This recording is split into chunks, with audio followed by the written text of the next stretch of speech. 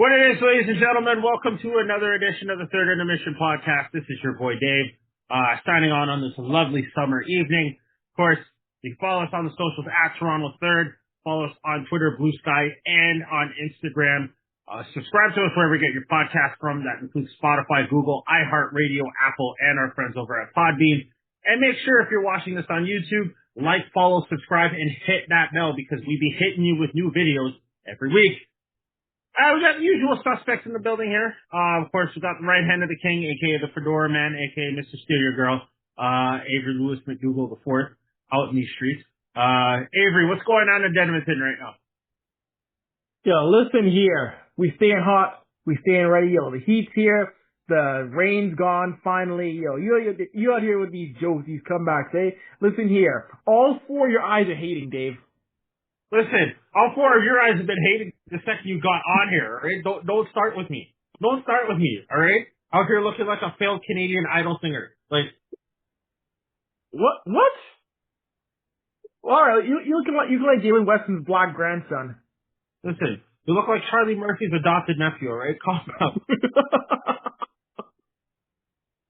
Anyways, we also have the Hood Father in the building. Of course, we're going to refer to him as Arnie Pie and Arnie in the Sky right now. How's traffic looking, Arnie? Well, traffic is backed up as usual. Lots of stupidity out on the roads today. But other than that, traffic is good. Just stay off your phone while you're driving, put your drink down, pay attention to the road, and if the rain starts falling, don't be an idiot. Just keep driving normally like how you usually are. All right, fair enough. Hi, I'm fantastic. I'm just closing up here at work. Just facing up some stuff quickly before I walk out the door for the evening and have to be back here in like, give or take, 11 hours, I think, if I'm doing the math right. But, yeah, I'm good. I'm just trying to keep track of everything that's happening on and off the ice. How about you? What's happening with you, Dave? So I am at home recovering from a back injury that I sustained at my job. I've been going stir crazy for the last 2 weeks, regretting the fact that I can't go enjoy myself and go watch, or go to FanFest in Toronto, and go watch soccer games in Toronto and try and meet people from around the world because everybody from around the world has either disappeared or have gone back home.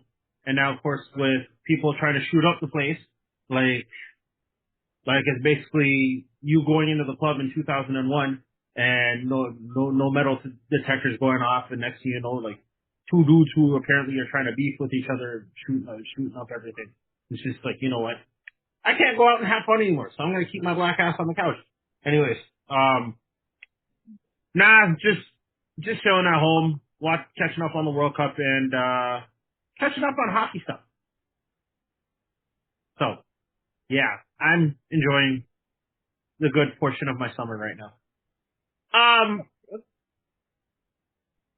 Before we get started, we do want to address this real quick. Obviously, if you've been under the rock or been under a rock over the last couple of weeks, we've noticed that a number of radio stations have kind of been cut off. Three significant ones include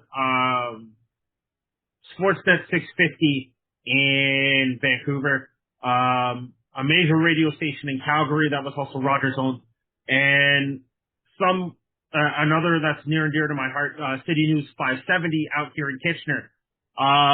These were 3 of 6 radio stations that were shut down by Rogers as of last week. Of course, to NHL fans in the Calgary region and of course the Vancouver region, there is now significantly no radio play for Canucks games and Flames games as of this moment, and it's kind of devastating to the whole situation of, say if fans don't happen to have digital cable or say any access to television, it creates a little bit of a difficult situation for them to be able to follow their team. And it really sucks for Flames and Canucks fans. More particularly, it also just it's heavily heartbreaking for Rangers fans. The Rangers, of course, just coming off the Memorial Cup championship. They've lost a very significant lifeline out here in Kitchener. The Rangers, of course, are trying to scramble to see if they can find another radio station that can cover their games. Of course, Rogers has stated that, quote unquote, due to rising costs and of course loss of listenership, they felt that it was easy for them, or quote unquote difficult for them, to cut off radio stations that were essential to not only sports coverage within Canada, but also just vital lifelines for communities such as like Kitchener, Ontario, for example. Of course, lack of news, lack of traffic, lack of weather updates, it really creates a very difficult situation. And we obviously want to give our condolences and of course our support out to those who ended up losing their jobs in that situation. Hopefully all these folks can bounce back. Like I said, we're hoping that the Rangers can find another broadcaster for OHL games for the season. We're also hoping that even though we do make fun of the Flames and the Canucks, we hope that, both teams find, a suitable replacement for radio coverage for their games so that fans in not only the BC region, but also in the Alberta region can get covered. So at least that way, Flames fans across the country and maybe in the United States as well can also have, that lifeline as well. Avery, I know you've been covering this for a very long time. I want to get your thoughts on this whole situation before we process the show tonight. Honestly, it's tiring. Again and again and again, you hear every few months more layoffs, more stations being shut down, more staff being laid off. And it's tough because, again, you've got over 200 people who are now out of work, be it technical staff, on-air people, reporters, people who've been on these stations for only a few months to a few years to decades, who now have to look and adjust. And radio is important. Radio is a medium that, yes, it isn't what it was 10, 15, 20 years ago, but radio is important for the connections to these communities, especially local radio. I mean that for local radio, connection to markets like Kitchener, like Calgary, like Vancouver.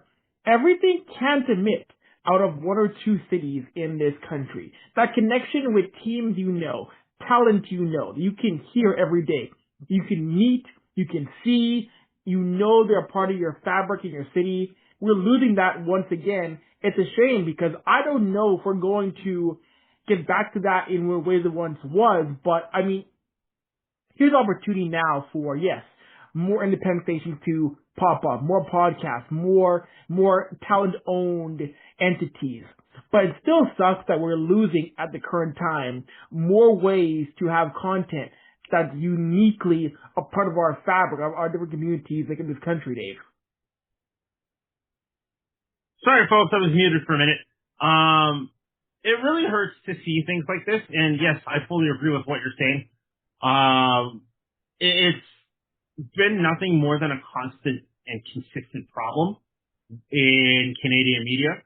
Of course, most of, if not significantly 90% of what Rogers is focusing on is, of course, Maple Leaf Sports and Entertainment, as they now have 100% full ownership of the company as of July the 6th. And it's showing that, for fans across the country outside of the greater Toronto area, that, Rogers is more focused on, upholding, national broadcast rights for the Toronto Maple Leafs. And then, of course, the other Toronto teams, the Raptors, the Blue Jays, Toronto FC, and to a lesser extent, the Toronto Argonauts, who are currently trying to, maintain relevance across across the province of Ontario. There's been a lot of social media backlash regarding the situation. Of course, I really can't quantify whether or not it's going to cause some dents. But what I will say is that, a lot of fans are very upset regarding this, especially within Western Canada and, of course, regions outside of the Toronto and surrounding area. But of course, within the GTHA in Southern Ontario, it's like if this is going to be affected this way, then who's to say like other stations in Toronto might be next. Of course, TSN 1040, we don't know if that's still standing. That should still be standing, correct? Or that's long gone now. It's 1040. That was not correct. It's 1040 still going. Yeah. Of course, there was AM 640, the home of the Leafs, like back when we were growing up. I don't know if that's still standing as well. But like AM radio, as much as it's a dying art form, like it's still needed, especially if say something significant were to happen within the province of Ontario or say across the country, and there's no, how do I put this? There's no coverage for say emergency backups or anything, especially when there's no access to phones or say internet, right? Say heaven forbid if a nuclear strike happens and it happens to be in one of Canada's four biggest cities, Montreal, Vancouver, and Toronto, or even Edmonton, for example, right? And there's no AM coverage in case there's no AM radio coverage in case something like that happens. That really creates a really negative situation. I know it's an extreme, but it's something you really need to think about. And trying to eliminate that medium really doesn't help. But I'm kind of just going off here. Troy, I do want to hear your thoughts real quick before we go on with the rest of the show. Well, it is certainly very disappointing that corporate greed decided it was better than having people's voices heard. With Rogers basically owning everything, it makes it that much harder for people to have their voices heard and to get their news and information in their sports. I think they're doing a tremendous disservice to the communities that were served by the radio stations that were cut. I think maybe somewhere in the long, and hopefully short term rather than long term, that they will revisit this and get this back together. Because while some might think radio is a dying art form, people still it's still something that people access, still something that people listen to, because they might not be next to TV, or they might not have a streaming subscription, which is basically what everything has come down to now these days. It forces people to search for their news and information elsewhere, and that, with so much distrust all over the internet, you're not really going to know anymore what's a trusted source from what isn't. And I think with the reporters who were doing a hell of a job in Calgary and Vancouver, I think those were more trusted sources than Jim Bob 927791778 on Twitter or something like that, right? You're not really going to believe a guy with a bunch of numbers as a username as opposed to people who are actually around the game. It is terribly unfortunate that this is happening. I'm going to blame the CRTC for this, because how do you allow essentially I know there's three, TELUS, Rogers, and Bell, but it's essentially Rogers and Bell that controls almost everything, from sports to media to whatever you consume. Everything's got to run through them. Why? We're a big enough country. Why can't we share? People are always saying Canadians are nice and polite. But when it comes to business dealings, not so much. I want to know why that is. I completely understand where you're coming from with this. Folks, if you are listening to this, go cuss off your MP and tell them like, yo, listen, as much as I don't listen to the radio, my grandfather listens to it in case, say something happens.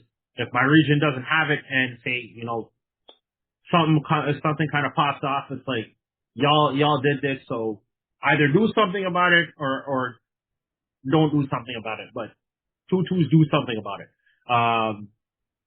Yeah, anyways. We have a great show lined up for you tonight. Of course, wanted to address that really quickly before we got started.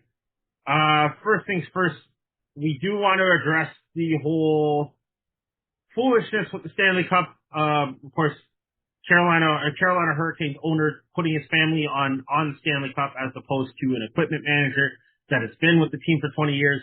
That's creating a whole mess of a situation.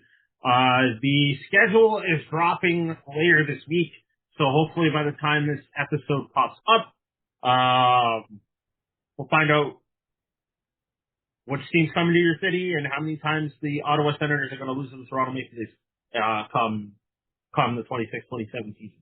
And then, of course, last but not least, the other major storyline that we're dealing with right now is that the Ducks matching Leon Karlsson's offer sheet with the Flyers, and we're trying to figure out who's having a worse summer than, you know, NHL legend Pat Verbeek.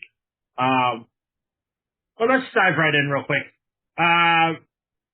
Big storyline coming out of the NHL as it stands. Owner Tom Dundon was slammed for engraving his kids' names on the Stanley Cup, including his 7-year-old niece. Now, of course, it's not uncommon for the owner of a hockey team to just, you know, throw his family members on there like it's nobody's business. But in order to do that, you kind of have to bump a few people off. And I have to say this right now. Sorry, let me rephrase that. It wasn't his niece. It was his kids.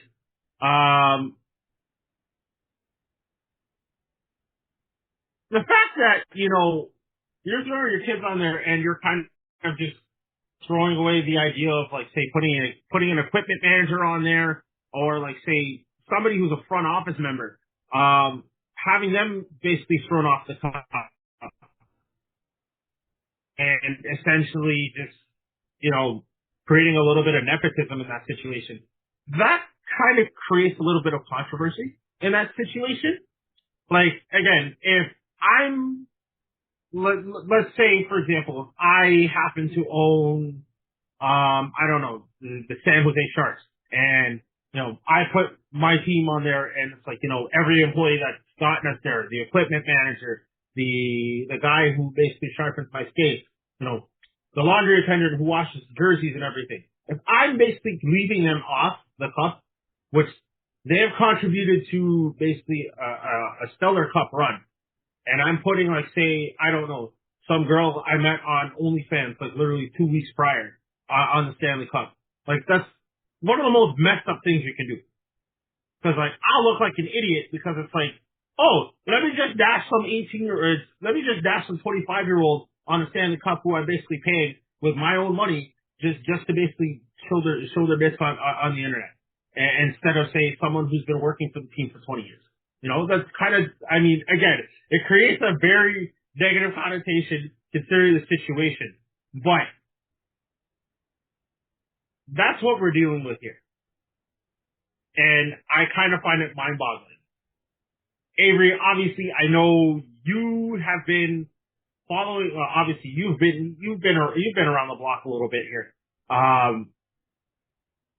What's the hockey world saying about this really quickly? Well, there's a few takes on this. First of all, you mentioned how in the past, owners have put their kid names on the cup, which is true, but those family members, those kids worked for the organization. They were also team employees. So yeah, that was fine to do. You could do that. But my thing is too is that what's going around, people are feeling is that people are saying, how does Hockey Hall of Fame and NHL not vet every single off-ice name that goes on the cup? How are you as a Hall of Fame and NHL not asking Tom Dundon and Hurricanes? Who's this? Who's that? Who's this? Who's that? How are you not asking the team who every single person is you're submitting that is not a player? That blows me away. That should be overseen by people from both the Hall of Fame and the NHL to make sure you don't have an owner putting all these kids on the cup who don't have a connection to the franchise. How are you going to check that? How are you not vetting that as a league? How? Troy, would you like to add? I would. So I wasn't aware that there was more than one team who has put family members on the Stanley Cup. My understanding is that the other, I don't remember what the team was, but my understanding is the team who did it, they actually put, like Avery was saying, they actually put people who contributed to the team in some manner.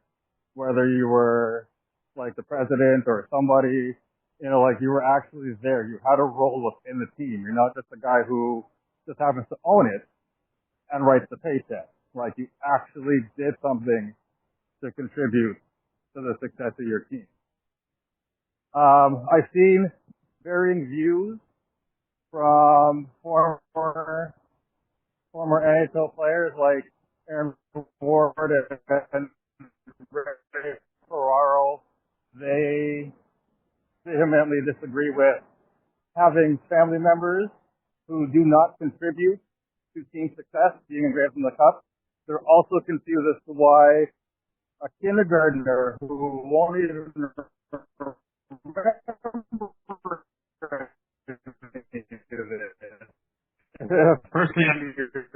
down the line. Like why is his name on? Who doesn't seem to have a problem? Like but I'm still on here because I contributed. But I think he kind of understands the kindergarten argument. But for me, I think much like the former NHL players do, if you don't have a specific role within that team structure that contributes to the success of your team, you shouldn't be on it. Because there's only so many names on this trophy. So imagine having your name erased off the top for a 7-year-old who probably won't even play hockey or get his name engraved on it legitimately like everybody else who puts off family, who spends long nights on the road, broken bones, torn limbs, muscles, all that fun stuff that comes with being a pro hockey player. Those guys are putting in the work. I would be pissed off too. I wouldn't have said it better myself. I mean, again, like, you have a significantly small number of names and it's just like that you can put on the cup, and essentially you're giving it to your kids who are under the age of 18 and have not worked with the team. Like, that's kind of suspect at this point, and I wouldn't put up with that if I were the NHL in the Hockey Hall of Fame. But again, I think going forward, I think in this particular situation, nobody really did their due diligence, and going forward, I feel as if somebody has to do their job and say, oh, hey, maybe we should vet the names of who we're putting on the cup at this point. Because that essentially just tells not only, say, fans outside the team, but fans around the hockey world that, oh, these owners just really don't know what they're doing and they don't know what they're investing in. And, Well, we know that this league is run by children masquerading as old white men. There's never an adult in the room when the right decisions need to be made. No, I don't agree with that. For me, what I'm thinking, if the owner can get like all 30 members of his family engraved in the cup, I'm a player and be like, yo, where's my wife's name? Where's my son's name? Where's my daughter's name? Where's my dog's name? You got room for your kids? Where's mine? Well, we're at it. Some of them must have mistresses. Put them on the cup too. For putting everybody on it, put everybody on it. Nope, I couldn't agree more. I could not agree more. And it's just foolishness at this point. So, it is what it is. And you know what? Good luck to the NHL on this. They can figure it out themselves. But yeah. I don't know if it's my Stanley Cup team, I'm making sure that the people who got me here, and that includes our employees, gets the job done. You know, and gets their name on the cup. I'm not putting my youth on the cup unless they actually work for the team.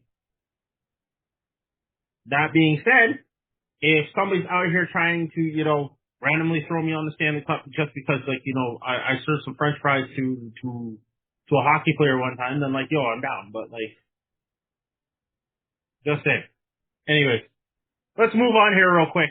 The NHL. Speaking of the NHL schedule is near completion and it's getting ready to drop this week. Are there any significant matchups that we're looking forward to in this situation? Avery, I'll start with you. Yeah, I think it's gonna be fun to see a few of these matchups. Two of them involve Ottawa. I want to see that first Ottawa Senators game when Alfie returns behind the Leafs bench. I want to see what the reaction is going to be like with him behind the Leafs bench in that first game. Like, we were joking around about this, but like that Alfredson signing was legitimately like Hogan turning heel and joining the NWO. And it was literally 30 days to the day that happened. Like, I feel like Ottawa's been through enough, but like, as a Leafs fan and you know, as a solid Senators hater, like, this is just nothing but just delicious irony at this point. And right. Like, you love to see it, but at the same time, it's like, you kind of almost feel bad in that situation. You know what I mean?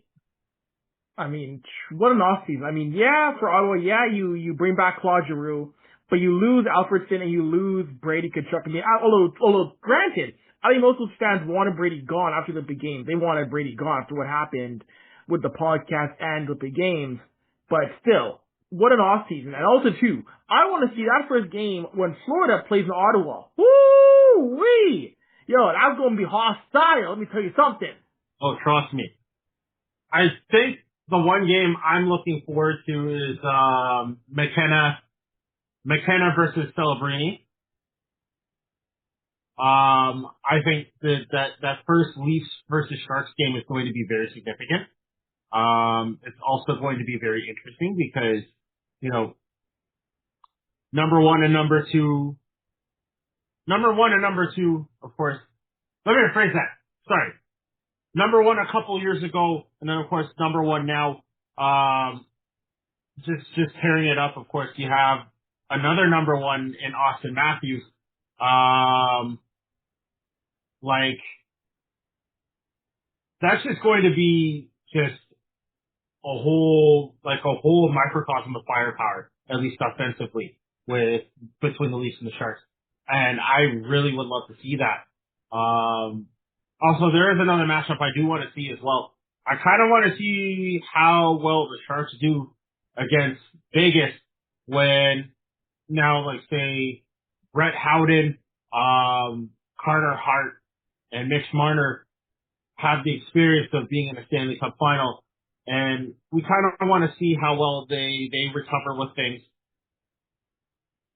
after losing the Stanley Cup final back in June.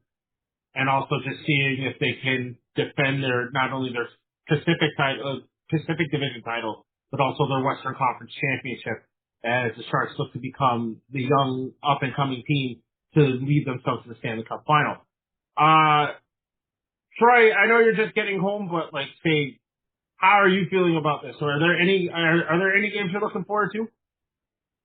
Tampa, Florida, Ottawa, just because we know of the the fireworks that are going to happen there. I think really that's it, because those are really the only teams that carry any kind of drama, more or less. That we're all eager to see a sequel to, more or less. It'll be interesting, like the Ottawa, Florida, for obvious reasons. Brady Tkachuk, and then, Florida, they reacquired Brad Kilgudas, so no matter where he goes, he's going to be public enemy number one. So there's that, and then just the rivalry within Tampa and Florida in itself, and especially because Florida has both Cybertruck brothers now. It's an even more reason for the Lightning fans to hate the Panthers. So we'll see how long it takes for there to be more stupidness happening afoot. But right now those are until the actual schedule comes out, those are really the only two matchups that pique my interest at the moment. Fair enough.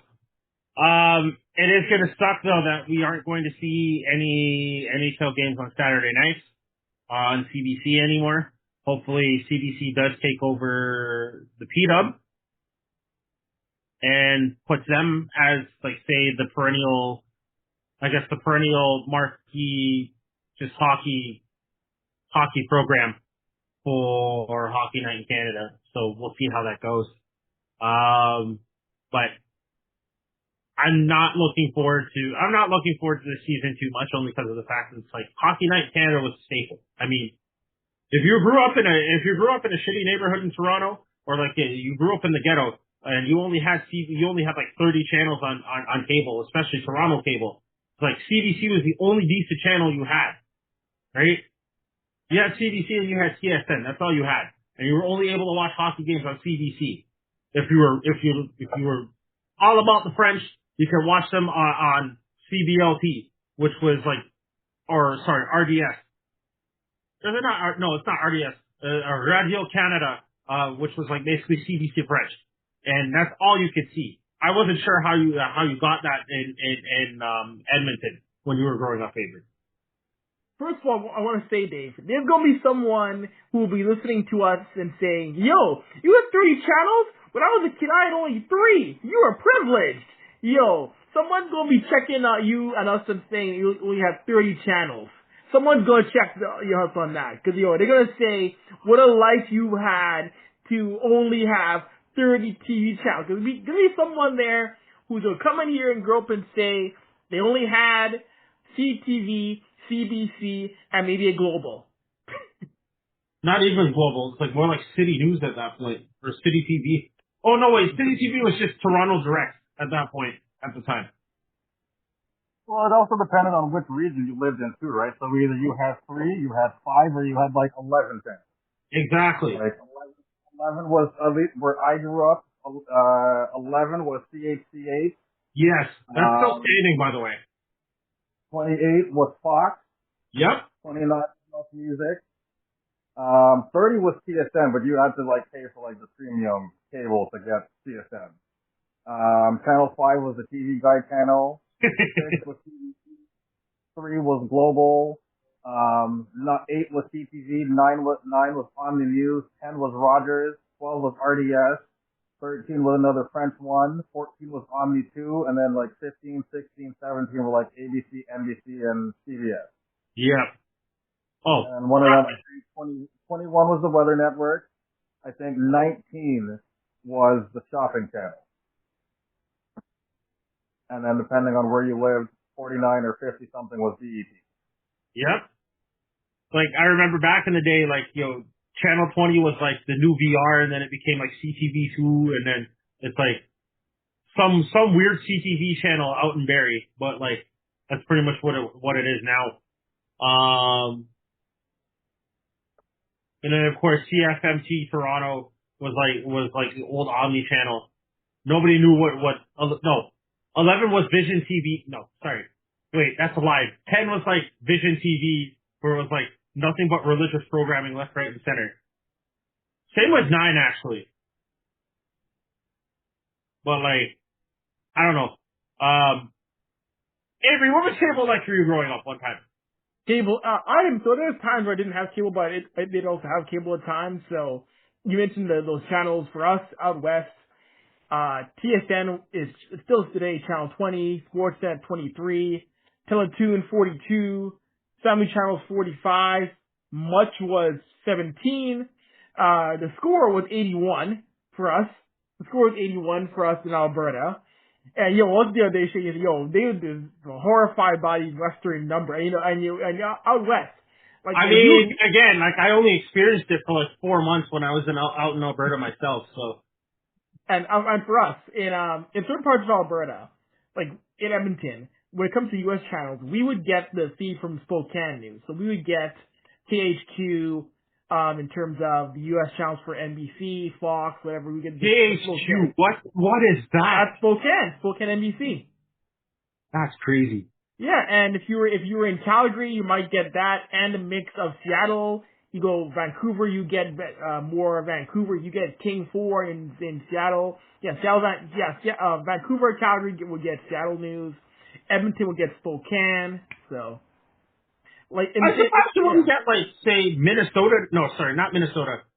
You'd get like say North Dakota or South Dakota news out from Alberta. That's crazy. No, we got Spokane. So it's funny because before we move on to 10, it's funny because from that we would learn about Spokane events growing up. Like it's like the biggest 3-on-3 tournament in the world is called Hoop Fest. That's held in Spokane, Washington. So there'll be teams from Edmonton who played in that sometimes for basketball because they grew up watching TV, learning about Hoop Fest from getting Spokane news across the border. That's crazy. That's crazy, man. I don't know, man. Like, Western Canada is just a different breed at this point, man. But in any event, you guys remember? Oh, sorry. Go ahead. Before we move on, do you guys remember? I don't know if you guys remember it all. When listening to the radio, because we were just talking about like the TV station and stuff like that. Did you guys ever play with the turn dial on your radio to get WBLK? Yeah, I remember that because it was like 93.7 was the only radio station with like decent music that was coming up here, right? Because don't get it twisted. 94.5 Chum FM was the shit back in the day. Same with 1050 Chum when there were decent radio stations, and then of course when Flow came through, Flow 93.5 came through. Back in I think 2002, 2003. Right around D98. Which one is older? D98 or Flow? Well, I mean, yeah, for the longest time we had nothing. So it was, and the only time you could listen to some decent tracks from like Usher or say a little Jodeci at 10 o'clock at night when your parents are telling you go on your bed, yeah, it was okay. 93.7 WBLK. That was the only black station that we could get up here. And folks, I know you can hear me about this because it's like we all knew there was some white chocolate out there that was listening to WBLK back in the day, trying to imitate 50 Cent and Nelly and all of them back in the day. We all know this was happening.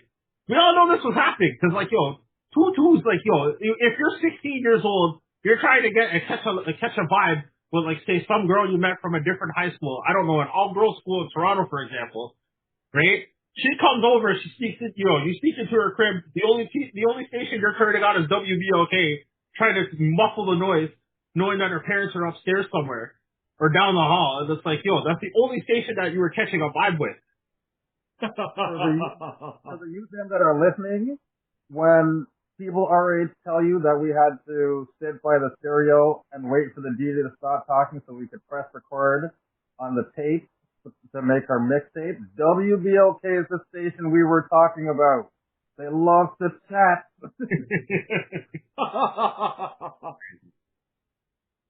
See, and That's how I know that you and again, it goes to how you and Troy and Dave are a little older than me, because when I was first exposed to a true hip hop station in Canada, it was more flow. When I first started going to Toronto more often, it was slow in the morning, listening, and y'all both know this, listening in the car with my dad, listening to Melanie and JJ in the morning. And that was the first real exposure to a Canadian hip-hop station. Wait a minute. I'm sorry, we had Mark Strong and Gemini. I mean, hey, I know Mark Strong first from NBA XL. I knew Mark first from NBA XL back in the day. Mm-hmm. That was my first knew about Mark as what he did. Him and Akil Augustine and Nicky Reyes. Big ups to all of them. Of course. So that was the first time I really got. But yeah, like that's where. But it's funny because either way, I don't think the younger generation, younger than all of us, understand that it wasn't easy getting black music in Canada in general 15, 20 years ago. That was on a Canadian station. Folks, I'm just going to step away for a hot sec. So, Avery, if you'd like, please finish this off. Folks, I'll be right back. Of course, this is going to be the Avery and Troy segment for a hot minute. So. Mm-hmm. All right, but yeah, we'll just wrap things up there on that. But yeah, no, the NHL schedule. I'm excited for those games are gonna be coming down. But Troy, I do ask one last question on that topic. What are your thoughts on the fact that the schedule release is going to be a 2-day event? 2 days for a schedule release.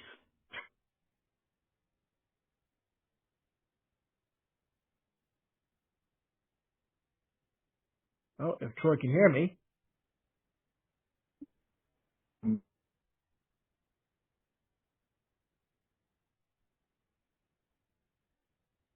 Oh, Troy, you there? Oh, I think Troy might have frozen on us. Oh, I hope Troy didn't dead off. So, well, I'll stay with y'all for a hot minute. What was your question? Very good. Troy, you there? Yeah, I'm here. Okay, I guess, yeah, Troy, yeah. Just what are your thoughts on the fact that this NHL schedule release is going to be a 2-day event? Why? It doesn't need to be 2 days. It's not the draft. Just make like the NFL team and create, and pay somebody to think of something quote unquote creative to release on your social media platform. Nobody's sitting around for 2 days. Like nobody's taking days off. Like, I just don't understand why. And the thing is that the NHL isn't at that point where, I mean, it's bad enough a 2-day event, but you are not that league that can have that and have people not say, "Oh, brother, get it over with."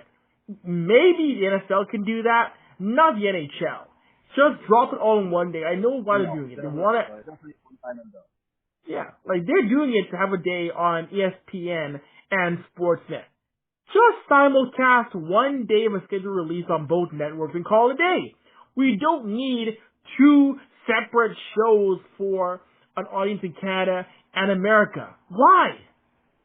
Why? Like, you simulcast the draft lottery on both networks. Just do it for your release show. You're getting too greedy now with this. Yeah, like I get they're trying to get eyes on the sport, but like you were trying to draw eyes in the worst possible way.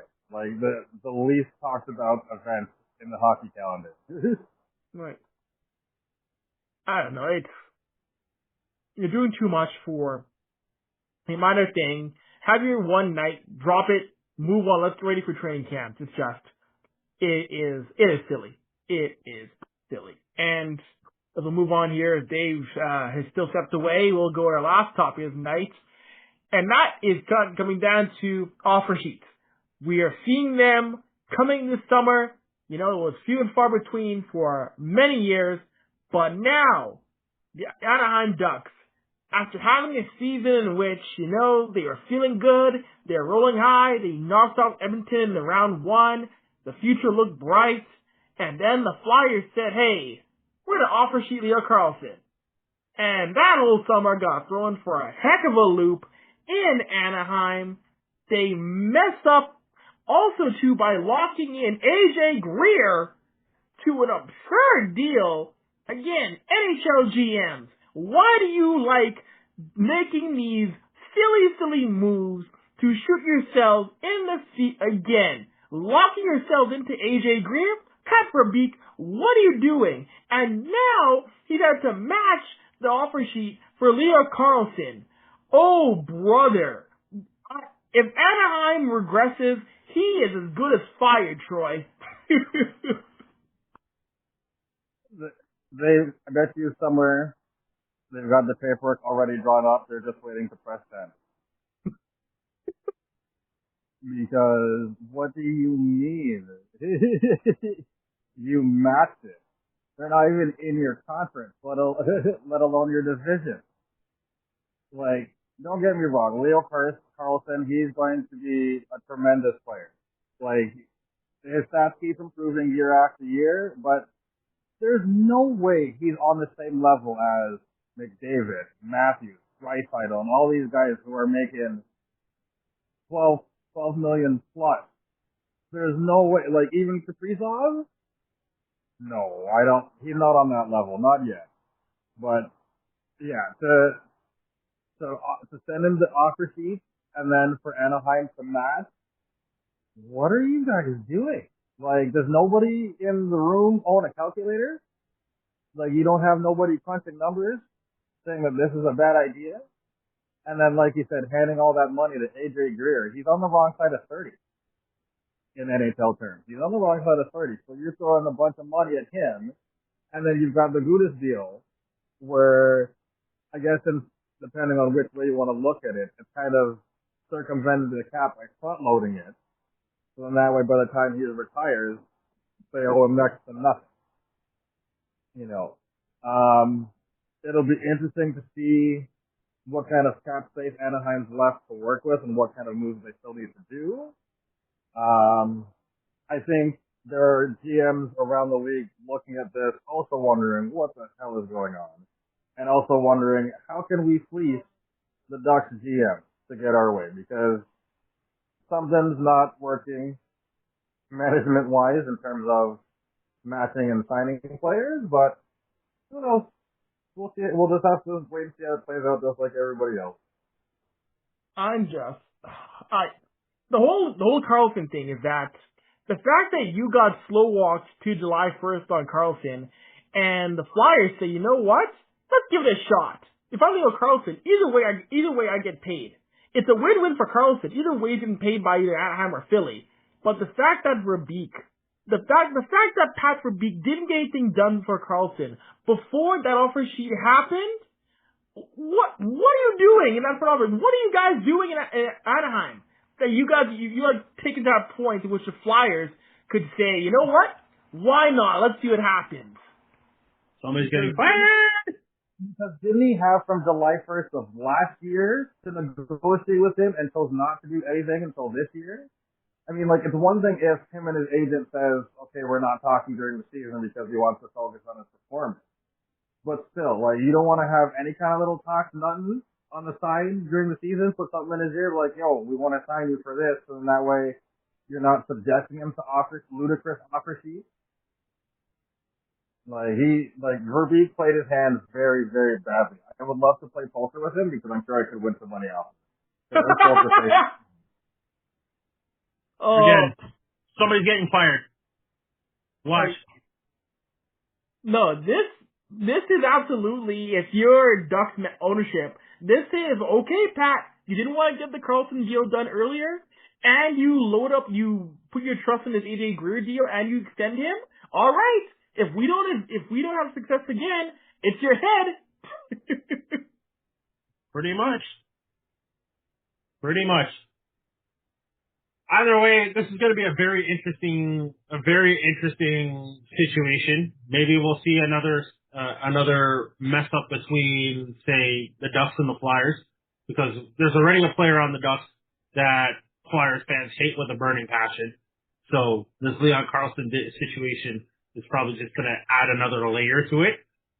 And, you know, hey, we're all for good hockey at this point, you know. Like, if one city hates another, even though they're like almost like 2,500 miles or say 3,000 kilometers away from each other.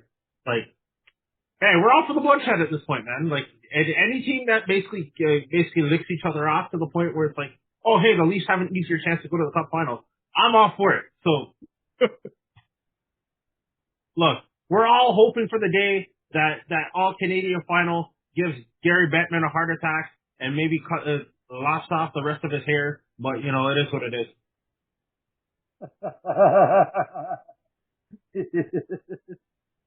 Man, yeah, he'd be calling in all kinds of favors to make sure that Canada doesn't win. Right?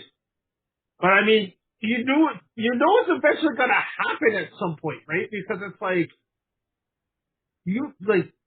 I don't know how many American teams left can be able to cause problems enough to say, like, to continue the narrative that, like, oh, Canadian teams can't win in the NHL. And then all of a sudden it's like, oh no! The Leafs and the Oilers go into the Stanley Cup final in 2027. I don't know. I'm just predicting. Let me rephrase that. I say that's not a prediction. That's probably a spoiler. Just saying. Okay, so let me ask the both of you this. Based on the moves that we've seen so far, which Canadian team or teams do you think have the best chance of representing the country in the Stanley Cup final next year? I mean, outside of Avery's bias of Edmonton, I don't think you can ignore what Toronto is doing right now. Cause like he's probably heard us and said, listen, I'm going to listen to those black dudes on third intermission and say, you know what, like at least, I'm going to actually do something just so I don't get bossed. I don't catch a death pause one time. But doesn't want to be the butt end of put the price in the bag jokes from us. Exactly, pretty much. But you can't really ignore what's happening, right? Because it's like the whole dynamic has changed within the Leafs. You signed Darren Radish, you signed some depth players, you have Sergei Bobrovsky as your new goaltender. Could this be the end of Stolarz in Toronto? We don't know. The Baby Leafs, of course, ended up winning the Calder Cup earlier this year. You know, some of those pieces could be coming onto the Leafs as depth pieces. Like, for example, William Villeneuve, Alex Nylander, Ben Danford, Mark Johnstone, of course, friend of the show who was just on the podcast last week. Arthur Ahmed, I can't even pronounce his last name. Arthur, right? Double A. There we go. Double A as well. Also being a goaltending prospect as we shift off Hildeby. Could Matthews be the perennial? Can Matthews be that player that he was when Mitch Marner was still in Toronto? Can Nylander step up? Is this the end of the road for Tavares? Are we going to see potential trade offers with Morgan Riley or Matthew Knies in that situation? Like, there's so many storylines with the Leafs, but you cannot deny the fact that like these guys have actually done their due diligence and they've done their homework this year. So I'm happy to see all this happen, but at the same point in time,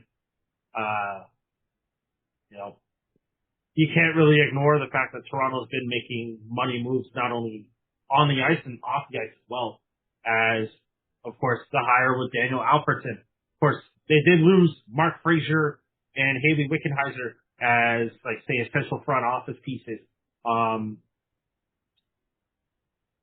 Brandon Purdom, of course, leaving the Leafs as well as the assistant GM. And now, of course, there's a new regime in the Leafs organization. So I gotta say it's Toronto. Avery, I'll throw that question to you. You know, the audience may not like it, but the Montreal Canadiens are still there. The Habs are still there, the team that could make it to a cup final, y'all. That Montreal team is still young, still dynamic. You still have Demidov, you still have Suzuki. You still have a team that can make some noise in the Eastern Conference in Montreal. You still have Cole Caulfield as well, too. Could we, in our lifetime, potentially see a Leafs Habs conference final. Yeah. Just for old time's sake. It could happen. And can Toronto actually... Oh, go ahead. Right. For me to answer the question I posed, I am going to say Toronto as well and Montreal for the reasons that both of you listed. Those are the two teams that I feel have made the most progression towards trying to be better for the next coming season. Montreal, like Avery said, they locked up their young core pieces, including their goaltending, which serves them up for at least the next 3 years. And like you said, Cole Caulfield's still under contract, and it's a shame that Caulfield's not a Leaf, but whatever. I love that dude. It's a shame he's a Habs. If there's a team, this is my next question I'm assuming we're leaning towards wrapping this up. So I asked about teams that we think that were good, that made the best off-season moves, and that have the best chance of representing us. Is there any teams that you feel have regressed or didn't do enough to this point to improve? I'll start off. Somebody said Chicago? Yeah, I said Chicago, because it's like, how are you going to go into the draft, basically dash off your first round pick? You have basically a chance to get a decent defenseman, and you basically lop off your pick to somebody else just to say, like, oh, we don't have shit in the first round, and then you have something to complain about to Gary Bettman, so you can at least get a first round pick next year. Like, how are you going to build around Connor Bedard if you don't have anything? For me, I'm going, of the Canadian teams, I'm going to say Ottawa's probably regressed the most. But in terms of all the other teams, I am fully on board with Chicago. Because, like you said, what do you mean? You traded your only first round pick for Bowen Byram, who at best is your fourth best defenseman. You gave up a chance to significantly improve your roster, because I would say arguably any of the top 6 guys who went, any of them could have gone 1 through 4. You had probably one of the most at least the best players depth-wise drafted in recent memory. And you said, nah, I'm good. And then you find out a week later that Bedard's not even going to be ready for the season because he's out 4 to 6 months with his shoulder. I hope you know how to skate, bro, because you might have to pull on some pads and go do it with them. Because, what?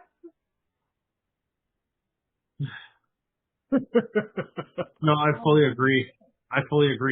Avery, obviously, most sharply dressed man with hockey knowledge, obviously finish this off. Because I know. Go ahead. Yeah, I was on them earlier. I'm going to remain on them. It's the Anaheim Ducks. Because again, in a division in which you have a chance to make a real move in this division, you have a real chance to be a team that could look to be could have been top 3 in your division again. You goof around, like I said earlier, and now you got San Jose coming up there. Edmonton made their moves. You had a great chance to do some damage, and again, I know I'm on the man, but Pat Verbeek, be so for real. Be so for real this offseason, dude. I'm serious. This is not the year to lose ground to San Jose in your state. I'm sorry. This is the wrong year to lose ground to San Jose. And yes, I know the Sharks have gone out. And yes, they bring in Darnell Nurse on that contract. Yes, I know they've attached himself Jacob Trouba, who isn't what he was and hasn't been for a hot minute. But that Sharks team still has Macklin Celebrini and Will Smith firing on all cylinders. And you go and you try to play 9D chess and fail? Brother. It's like failing an open book test. No, for real. I'm sorry, any Ducks fans, actually, you know what? Ducks fans listening might agree with me. They might say, yeah, you're right. He goofed. No, that's Yeah, crazy. That's absolutely crazy.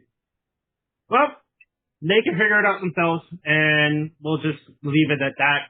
And I think that's a good way to end off the episode. So, of course, we can't wait to see how this is going to play out, but until the schedule drops later this week, we'll see what happens. Avery and Troy, thank you very much for coming through. And of course, I want to thank you, the listener, and you, the viewer. You know, obviously, probably doing it simultaneously because we can't do these things without you. So, thank you very much for letting us space between your heads up, and we'll be back with another episode this week. Until next time, we know it's hot out there, so we're gonna say this extensively. Drink as much water as you can. Mind your business. Stay safe out there. Deuces.